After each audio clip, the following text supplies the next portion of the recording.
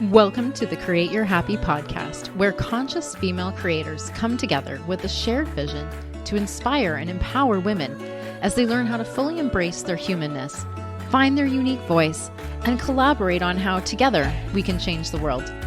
I'm your host, Christy Holt, happiness coach and conscious funpreneur on a mission to change the world one beautiful soul at a time. All right, gorgeous, it's time to get curious and become inspired. It's time to create your happy. Welcome to this week's episode of the Create Your Happy podcast.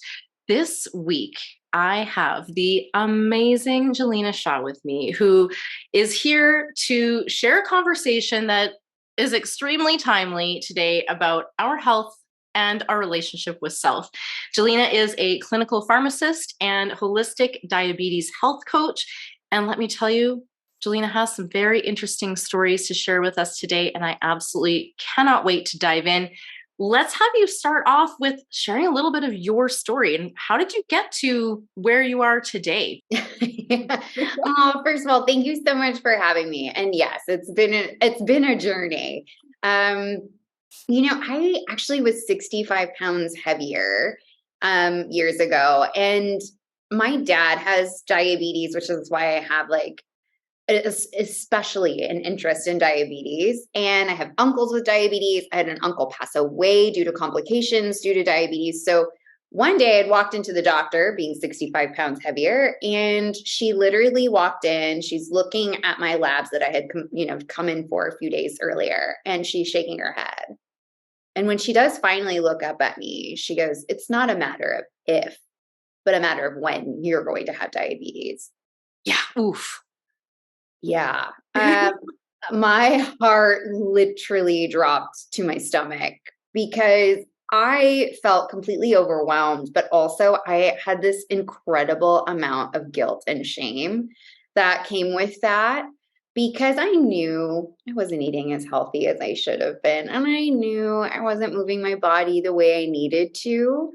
Yeah. And I think that was a big wake-up call.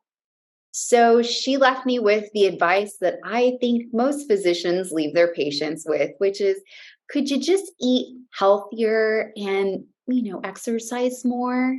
Yeah. And the truth is, most of us know that we should do those things, that our body requires those things, and yet it can be so hard to do. Yeah. And also, what the fuck does that mean? Yeah, it's very non-specific. Yeah. And you're like, I know, the knowing isn't quite getting me there, right? It's just, it's knowledge up here. And you're like, yeah, I know I should, but how, but what exactly? And how do I move from here to there? Yeah. What's the game plan here? So I did what most people do. I went to Dr. Google and I Googled, I'm like, how do I eat healthier? Because that was what I did. And oh, I bet you got a cacophony of information from there. Oh, yeah. Let me tell you, lots of really contradictory stuff. And what I ended up settling on, because at the time the government was toting, at least in the US, a low fat, calorie restricted diet. Yeah. So I started doing that, and I will look, I did lose some weight. Yeah. But I'm going to tell you, at one point I was eating 1,200 calories, which is not a lot. I've done that. Working out. Yeah. Working out 1 to 2 hours a day, which is a lot. And I was starving. Because at least when I went to the doctor the first time, I may have been fat, but I was full. Now I'm overweight and I'm starving, could not stop thinking about food all the time, every day. What if I don't work out? What if I do? I can't eat all these things. And I threw a book club party, and this is pre-pandemic. So I had all the cheese and the wine out, like you do when you have a nice book club party. Yeah. And my friend Laura walks in. She's eating all the cheese, sipping on all the wine. I was so jealous because I felt like I couldn't eat any of those foods. Yeah. And I was like, how is she able to be so carefree around this type of food and be that skinny? Because I could never understand that. I had been overweight most of my life. So I've always looked at other people with such envy because I always had issues with the way my body looked. And now I have to deal with potentially having diabetes. And here's this chick walking in and doing whatever. So when I asked her, I realized like she had told me that it's not about calories in, calories out, that's not true. And then she taught me that it's not about strenuous exercise. And I went into this rabbit hole and became obsessed with trying to figure out how my body actually works, because what was put out in mainstream media wasn't actually the entire truth. And when I started to do this deep dive, I started to realize not only how did my body work, I started to understand how to incorporate those lifestyle changes that my doctor had initially recommended, but I knew how to do it. And then finally, to keep this weight off, losing that 65 pounds, I was able to keep it off. Like it became sustainable because I changed my behavior patterns. I got to the root cause. Yeah. So as a pharmacist, I was hired to help people with their diabetes. And the only thing they wanted me to do was to titrate their insulin. I was supposed to look at their meds and just help them get their meds on like where they needed to be. But I started to kind of interject the little things that I had used to get my health on board, kind of like started to just kind of sneak it into our appointments. Yeah. You're like, let's just see what happens. Yeah. And honestly, the results were nuts. Within 3 to 4 months, people were losing between 30 to 40 pounds. They were getting off their medications. They were reversing their diabetes. They were in control. Yes. So I started to realize that there is not enough awareness, just from my own experience and then from the experience of the hundreds of patients I've worked with, that they were having issues just like I was. So this is how I left corporate world, because my vision and my mission wasn't in alignment with what they wanted me to do. And I feel like we need to help people raise awareness so that chronic disease becomes a choice, because right now it doesn't feel like a choice. No. But if we have the information, it can be. Yeah. And the truth is, we ultimately have so much more control over our health than we have been led to believe.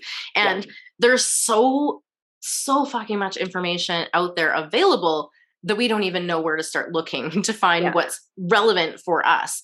And then the complication of how do we implement that information and take it from knowledge into experiential knowledge that really gets us the results that we truly want.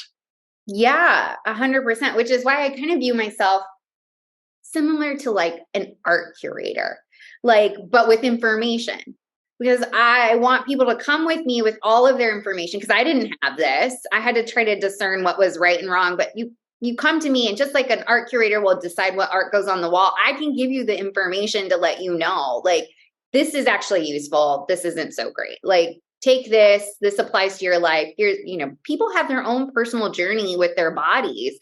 We have our own personal obstacles and triggers, and we have our own stuff. Yeah. And so we need I think when we do talk about health, we have to look at it from a very personal, curated piece. It has to be based on how we feel. Yeah.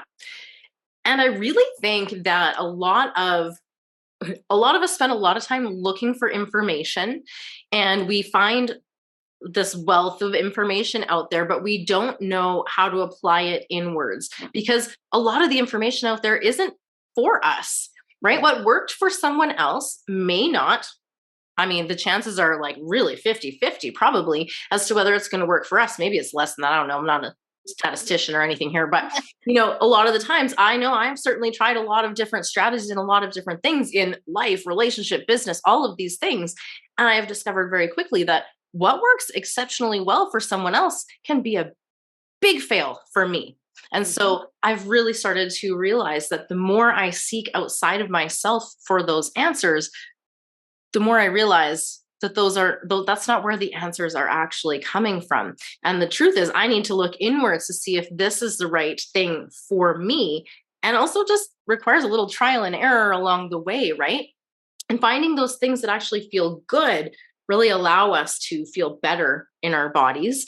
And when we feel better in our bodies, we make better choices. And it's sort of this snowball effect of happiness and peace and feeling better and doing better and having more of what we want in life. And ultimately that's that rests on that foundation of relationship with self, right? And having that understanding of, okay, this is for me, or I'm going to try this out. Oh, that's not for me. That didn't really work out. But not beating ourselves up over it either, because a lot of that guilt and shame that you mentioned that kind of comes along with those little mistakes and failings and shortcomings and whatever. I mean, this is really not, because we're not really failing unless we are making a mistake and then not learning from it and not shifting and not adjusting. So as long as we are taking that information, that feedback, adjusting our course and moving forward, we're not failing. And so if we can let go a lot of that guilt and shame, we could actually free ourselves from a lot of what appears to be chronic health conditions, because they're very linked to that relationship with self, that guilt, that shame, that inner landscape reflected outward.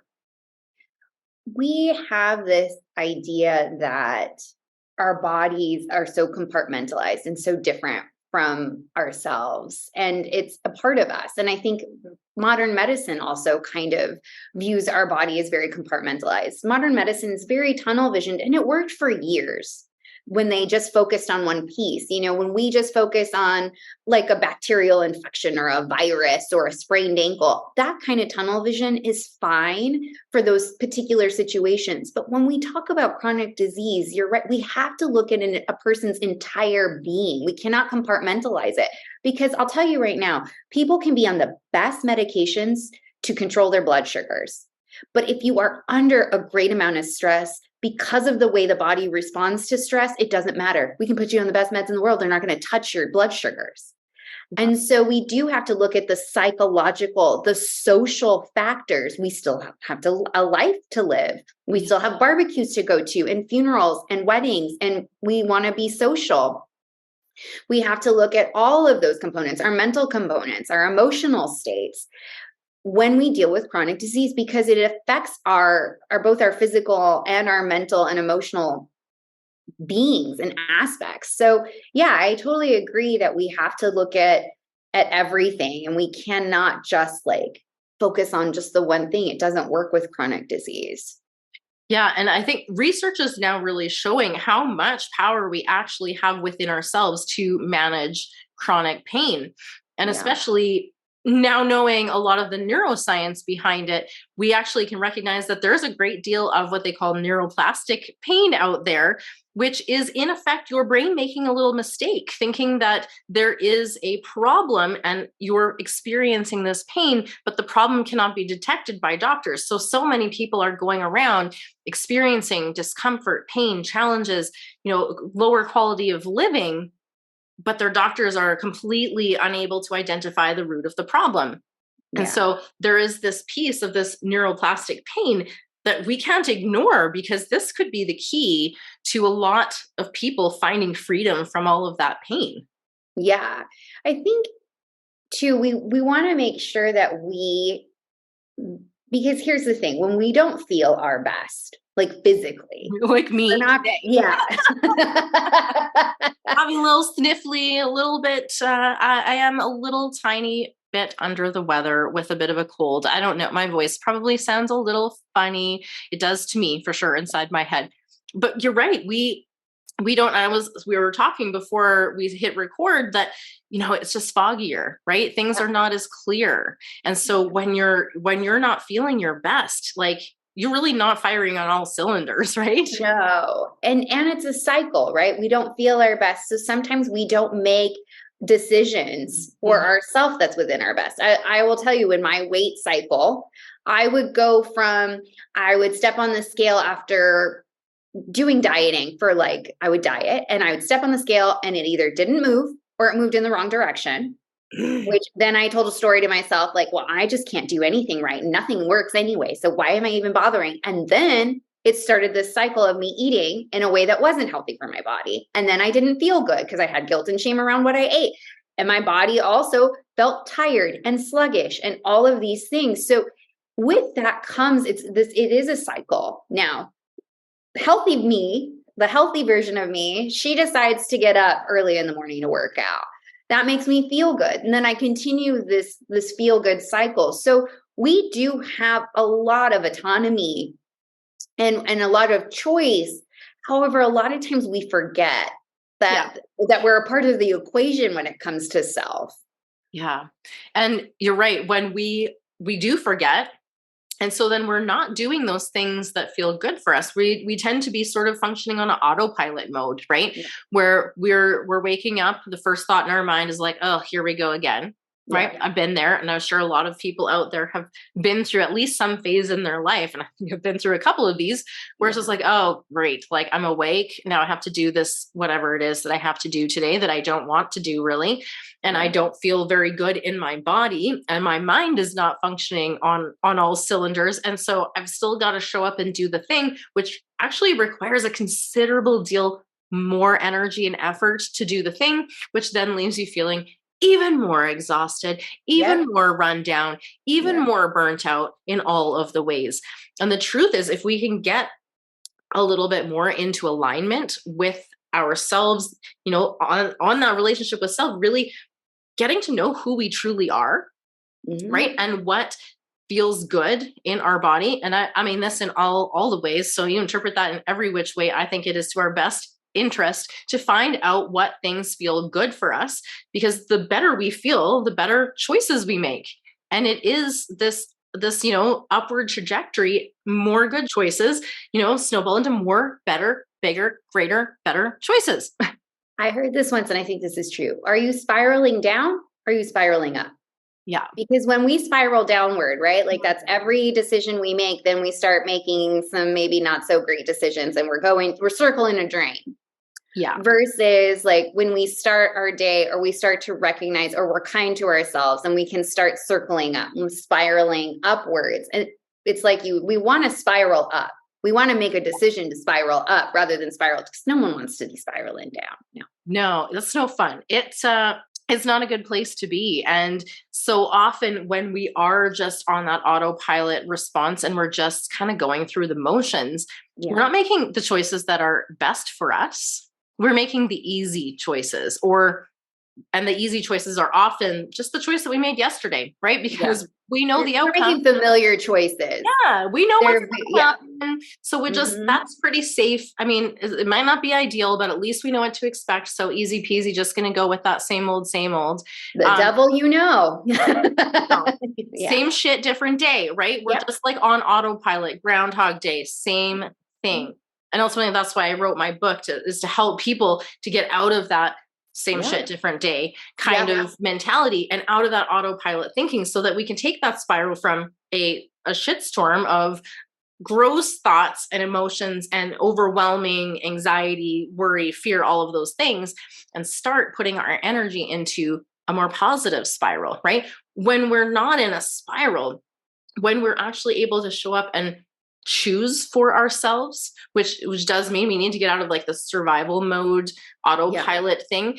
When we can get out of that, even for brief periods of time, we can start to use more critical thinking to make decisions that actually work for our highest in the future, right? And sometimes that's not easy, but when you're thinking more clearly, you can identify, okay, I might have made a bad choice there, but I'm not going to beat myself up and I'm not going to spiral into certain doom because I ate something that I probably maybe I shouldn't have. And we get so quickly into that guilt and shame. Yes. So getting out of that spiral, out of that autopilot, and learning the strategies so that you can navigate those little slip ups with grace, with compassion. Yes. Yeah. Forward momentum still, right? So that we continue to upward spiral instead of getting resucked in. I always love to tell my clients that your body is like your vehicle, right? Like, let's pretend it's a car. Yeah. The first question I like to ask is who's driving? Because most likely it's not you.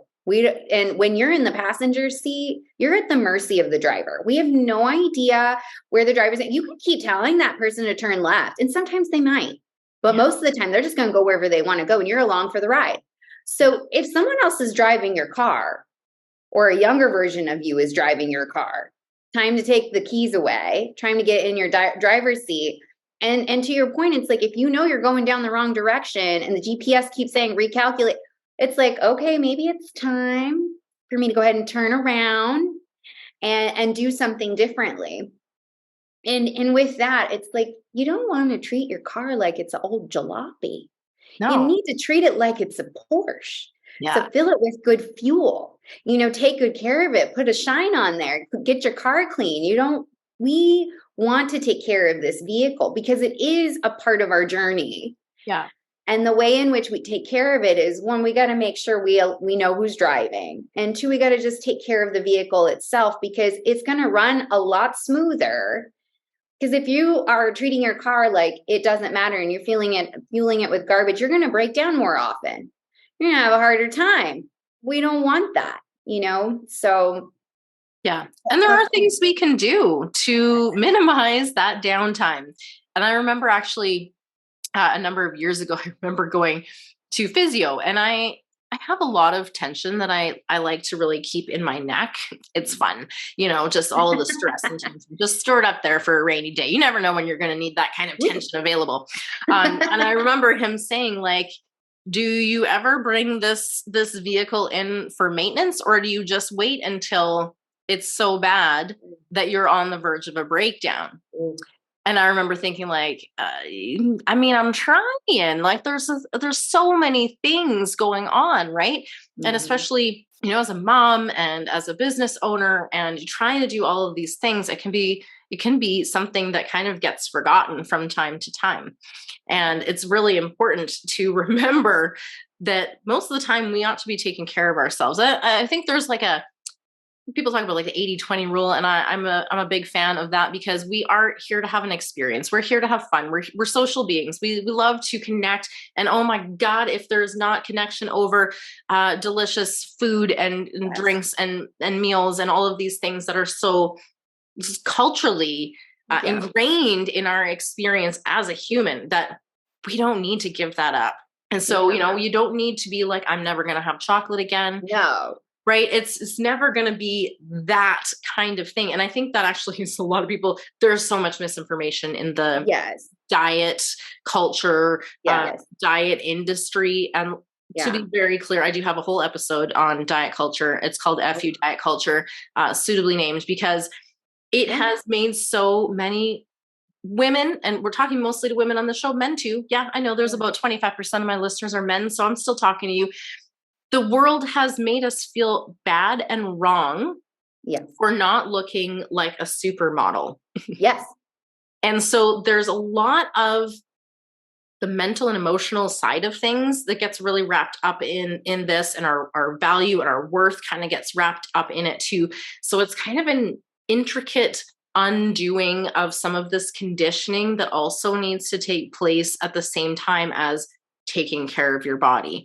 Right? It's different stages and steps, so that we can bring all of you back together, mind, body, soul, connected, moving forward for your highest and best, with all things functioning at their highest capacity. That's the ideal that we're going for.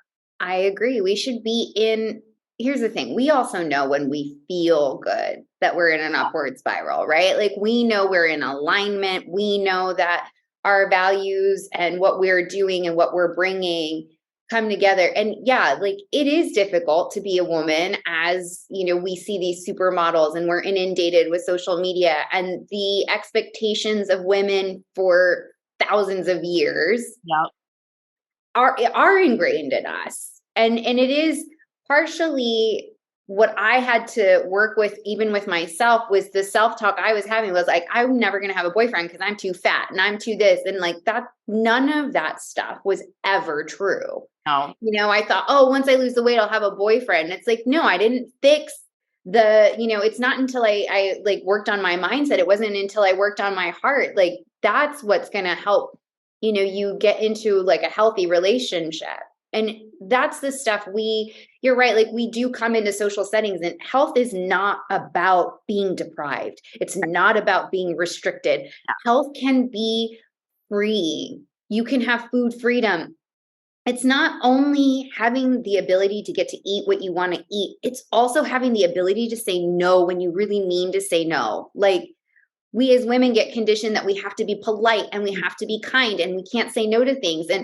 And the problem with that is then we aren't living in integrity. Yeah. And then we feel bad.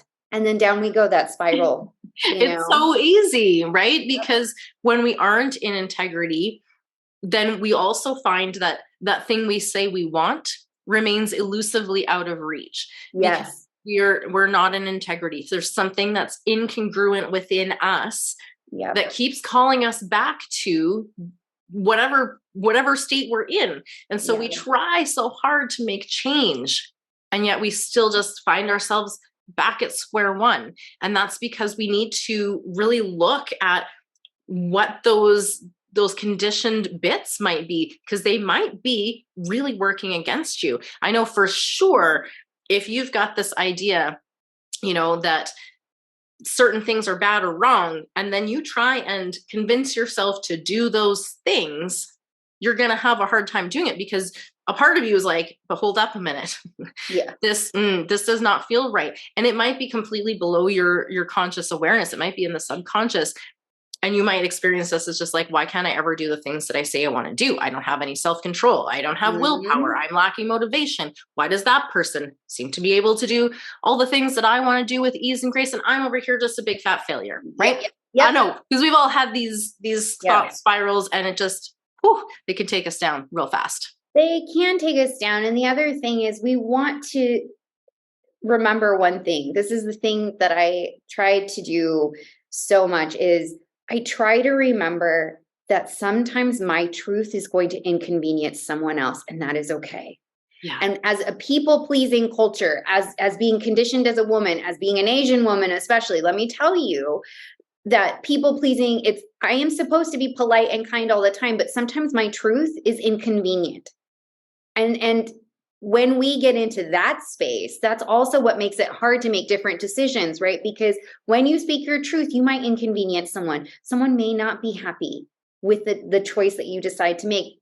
But the most important thing that you will feel, the one thing I will say about that is, you at least will feel at peace with yourself. Because when we reestablish integrity with ourselves, we have a feeling of peace. Even if the people around us may not feel peaceful with us, we within ourselves are at peace. And that is the key to me for survival. That is worth its weight in gold. There is no better feeling. And I think, honestly, that is what everyone is after anyways, right? We are all after that feeling of fulfillment, contentment, peace, love, right? All of that is what we're seeking. And we tend to seek it outside of ourselves. But the truth is, we can cultivate that within, right? Yes. And that's how we can reclaim our power. It's not that we need to wait for circumstances to change. Like you said, you can go ahead and you can lose a significant amount of weight, but you're taking your own ass with you through that process. And if you haven't sorted that relationship with self, the way that you see yourself, if you don't change the way you look at yourself, it doesn't matter if the way that you look changes, right? Correct. This way that you look at yourself, that lens through which you are, maybe being really critical of yourself. Yeah. If you don't shift that, it doesn't matter what happens on the outside. 100%. And people know. Look, I have had so many people tell, and I thought this myself too. I'm like, I'm so critical of myself, but I'm like, I'm not critical of other people. Lies. Yeah, those are pretty connected. Yes, they are connected. As much as we love to tell ourselves that the relationship with ourselves is so different, we are so much kinder to other people, it seeps through. Yeah. People can feel your energy, but not only that, like, you may not even be aware of some of the things that you're saying may come out critical, because you're so critical of yourself that you unintentionally are critical to others. It wasn't until I was softer with myself that I also saw I wasn't trying to change my relationships with other people. I was trying to change my relationship with myself. And in that came a softer side of me. And with that came my responses to other people inadvertently became softer. Yeah. And through that, I was like, oh, I'm not being so critical. I'm way more compassionate now. When I started becoming compassionate with myself, I was way more compassionate with the people around me. Yeah, that does get projected outwards. And even like you said, even if you maybe think I'm just only mean to myself, I think that other people can sense that. And you may not be as aware of those tiny comments. You might think that they're neutral-ish. But someone who really does love themselves will pick up on that energy and realize that the way that they're acting, the way that they're speaking, the way that they're, conveying themselves speaks a lot to that relationship that they have within. Yes. And so you can start to see on the external. And like you say, that can really significantly impact your relationships. And therefore, as that inner relationship shifts, the outer relationships start to realign with this sort of elevated version, this more compassionate version. And then your experience of reality and the things around you really starts to become elevated as well. And you start to see, hey, things are going my way a little bit more. Yeah. Things are working out.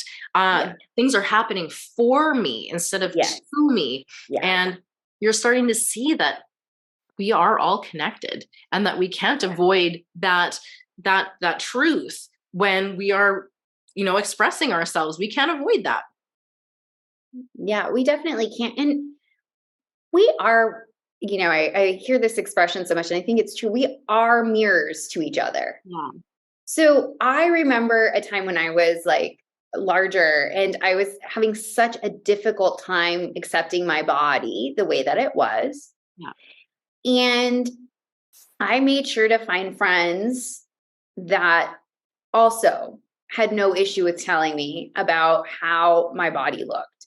And it's hard now to think back that I allowed people to say things about my body in the way that they had. And a lot of people are like, well, how did you have friends like that? Well, to me, they were being truthful. Yeah. And when I started to shift my relationship with myself and how I felt about my body, and I started to come from a place of like, maybe my body isn't that bad. Maybe it's doing me a lot of favors.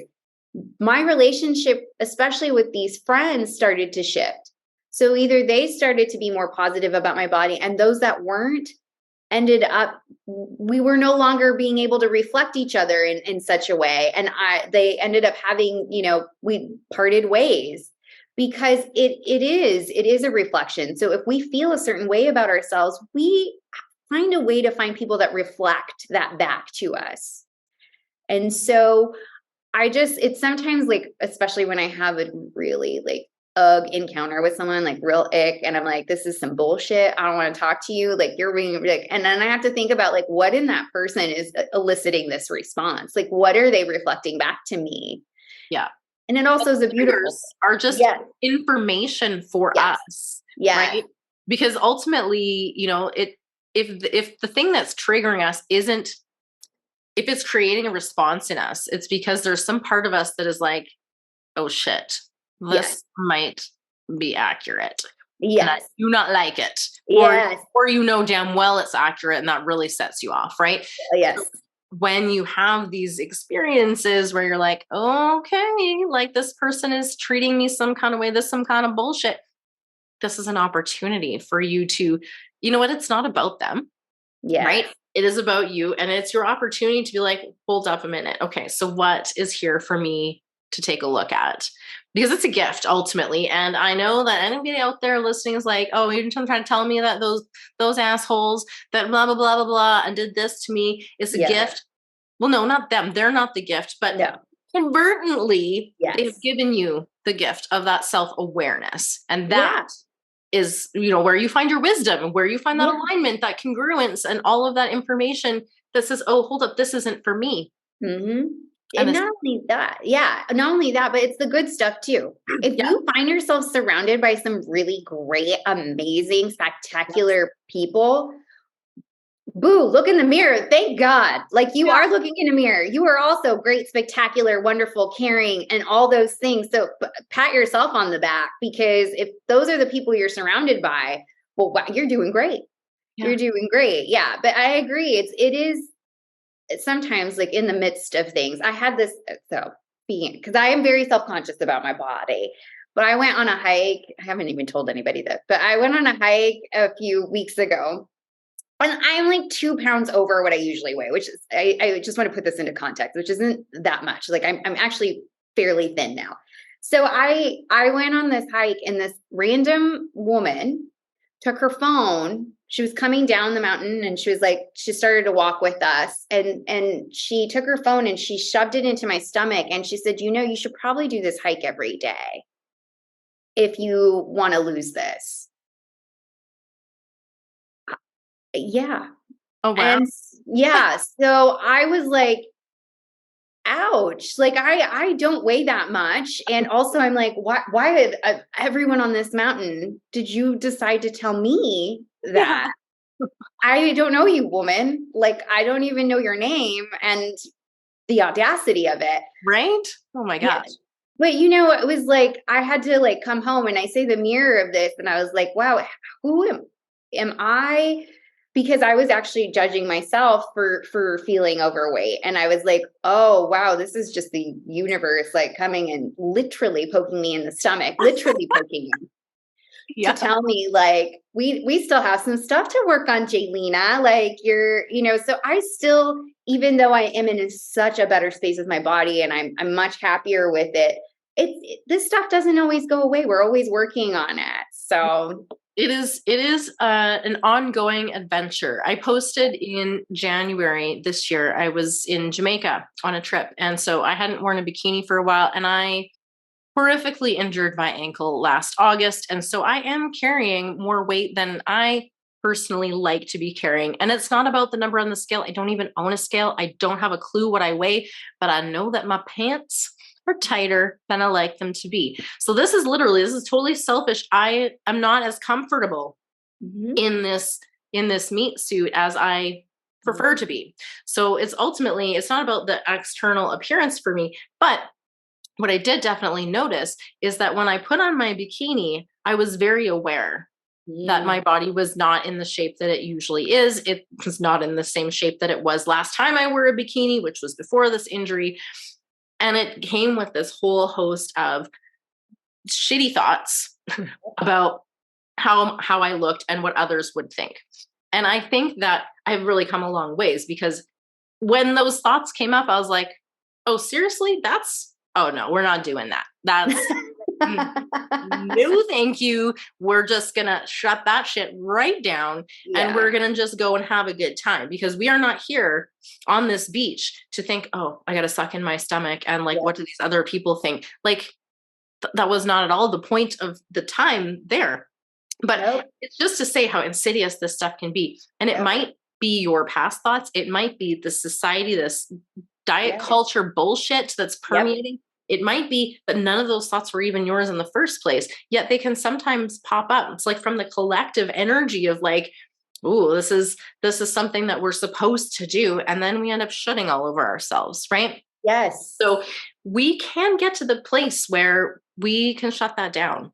Again, the guilt and the shame doesn't help us get anywhere. So if we can just be okay with where we're starting from, we don't have to love, we don't have to love those extra bits that make us feel uncomfortable in our bodies. We don't have to love that. We just need to love ourselves and, take that love with us and use it to help us make better choices for ourselves and do the things that feel good.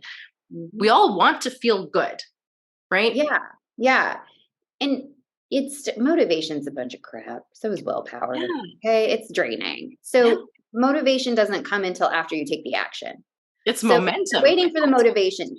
Yes. So if you're waiting for the motivation, stop waiting. Then you're going to do something. No, you got this all backwards. You need to start moving your body first, and then the motivation will come. Or you need to start eating healthier first, and then because once you start, you're going to be like, oh, well, I feel so good. That's going to make me go. Or all of a sudden, you might lose a couple pounds. Then that gets you going because then you start living as when you take into action of being the version of yourself that you want to be. The future version of you, the healthy version of you, the side of you that you want to be, and you act as her or him currently, even though you're not her or him yet, what happens is then you start taking the actions of that person and then you get motivated. And then the things happen. Then the things happen. As if almost by magic, but not really magic. It's just that you're actually, stepping into life as that version of yourself. And it's not that there's anything wrong with the current version of you now. It's just that You deserve all of your dreams to come true. You deserve to feel really good in your body. You deserve to have healthy, happy, loving relationships with other people. And that all starts with that foundation with yourself. Yep. We want to spiral up. So if you want to spiral up, you got to start with you. Yeah, exactly. I would love for you to share a little bit more about what you have going on, any offers that you might have available for our listeners right now, and how they can get in touch with you. Perfect. Yeah. So I'm actually hosting a master class. So for anyone interested in like simple steps for sustainable weight loss, like I'm not talking about some fad diet, I have a free masterclass I'm hosting on April 5th. Okay. And yes, and also like I am going to record it for anyone that can't show up, or if someone wants to just get on the phone and chat with me, my email and my socials, you can definitely just reach out. I love talking to people. I love helping anyone. Also just kind of on their health journey, because I struggled so long with my health and still, as per the lady that poked me in the stomach, I still am on that journey. So I really relate to anybody. And so, yeah, I'm on TikTok as Dr. Sugar Bomb. I am on Instagram and Facebook under Jelina Shah Consulting. And I have a website at www.jelinashahconsulting.com. So feel free to reach out to me in any of those ways. I can't go wrong reaching out to Dr. Sugar Bomb. That's right. That's right. From the Happiness Hussy to Dr. Sugar Bomb. Yes. You covered here today. Let's wrap up this incredible episode with one practical tip that our listeners can take to go ahead and start building a slightly healthier relationship with their body starting today. I think because it's never too late to start. Yeah. The first thing I would do is just embody the version of you who you wish you were, and just take one step, like ask her or him what they would do. So you're going to ask, like, what does healthy, happy version of me do? And if healthy, happy version of you is going to go ahead and drink some more water today, then that's what you do for today. Just ask one thing. You don't have to change it all at once. Just one thing. I think we go a lot further, a lot faster when we stop trying to do so much at once. And I love the one baby step approach, the compound effect. Darren Hardy, mad props to him for that amazing book. It was one of the first books that I read in my personal growth journey. And it really had a significant impact because so much of the time we have so many things to do and it becomes overwhelming. And so instead of doing any of them, we get stuck in analysis paralysis, or we just feel overwhelmed as hell. And so we're just like, don't do anything. So this idea of taking one tiny step, a glass of water, maybe a short stroll around the block, maybe it's just a minute or two in deep breath, centering yourself. Going to bed 30 minutes early. So many simple things that you can do, and it does not need to be as complicated as we often make it. A little gratitude too, right? Oh, and before the call, we were talking a little bit about gratitude. So I just want to pull that in here because it was really, really pertinent. When you're sick, you have this new perspective, right? And so when you're in that situation, it's easy to be like, oh gosh, like I really just wish I was feeling good. I wish my nose wasn't running. I actually can't believe I'm very impressed. Round of applause for me for not sneezing, coughing, or otherwise projecting any kind of snot during this whole interview. So I'm proud of myself. But it's also equally important to remember that gratitude when we're feeling good, because that's when it's easy to forget how we feel and how good we can feel. So really calling in that attitude of gratitude can both help raise our vibration, attract more goodness to us, and help us to continue to hold all of that which we desire, all that future self stuff that we want today. And that's how we can start bringing all of that goodness from the future into this present moment, which is the only moment that we truly ever have, is this here right now. So thank you so much for sharing your wisdom, your stories. I appreciate all of your insights, and I'm just so grateful to have had this space to share with you. Thank you. Love you guys. Now let's go do some epic shit, shall we? Mwah! If you're ready to go a little bit deeper and do the work for yourself, my book, Unstuck for Women, is going to help you to create your personalized spiral stopper using my spiral stopper method in order to shut down all that overthinking and overwhelm that have been keeping you stuck in your current patterns. I'm going to explain inside the book how your brain works and why it might not be currently helping you to accomplish your goals and how to change that. I'm also super excited to announce the upcoming launch of my brand new course, the Get the Fuck Unstuck Adventure. In this course, you are going to learn how to accept yourself as a whole-ass human, perfectly imperfect, just as you are. You'll discover how to free yourself from unnecessary pain and suffering. You'll learn how you can look and feel better in your body right now. You'll learn to understand yourself better in order to intentionally create the experiences you desire. And of course, you're going to learn how to stop merely surviving so you can finally start thriving. This adventure contains 21 perspective shifts that are going to take you from stuck in survival mode to consciously creating as your next level self. So join us, try on a few new perspectives, play with a few new possibilities, and become more intentional with your life. Registration is open and the course kicks off on February 6th. If you haven't had a chance yet, be sure to head on over to my website at gtfu.ca for some sweet goodies and bonuses that are going to help you get the fuck unstuck starting right now. Thank you so much for listening to today's show. I trust you were inspired to take back your power and create your happy. If you enjoyed this episode, please subscribe, leave a review, and share the show with women in your life who could use a little extra inspiration today. If you'd like to connect with myself and/or today's guest, you can find those details in the show notes. We would love to hear from you. If you've got an inspiring story to share, you can also apply to be a guest on the show at createyourhappy.ca. As always, get out there, have fun, be you, and create your happy.